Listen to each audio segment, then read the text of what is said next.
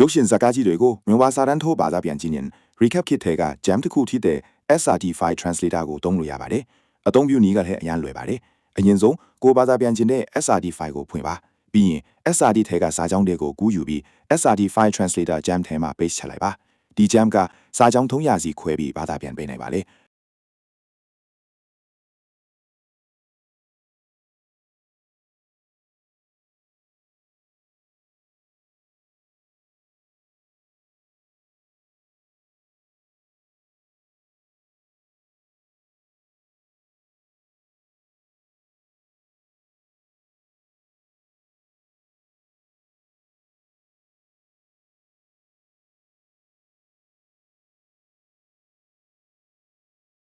နောက်ထပ်စာကြောင်း300ဆက်ဘာသာပြန်ခြင်း jam ထဲမှာ next လို့ပဲစာပြန်ပို့လိုက်ပါသူ့အလိုလိုနောက်ထပ်စာကြောင်း300ကိုဆက်ဘာသာပြန်ပေးသွားပါလိမ့်မယ်ဘာသာပြန်ပြီးသားစာကြောင်း300ရလာပြီဆိုရင်အဲ့ဒီစာသားလေးကို quick edit ထဲသွားပြီးတင်ထားလိုက်ပါ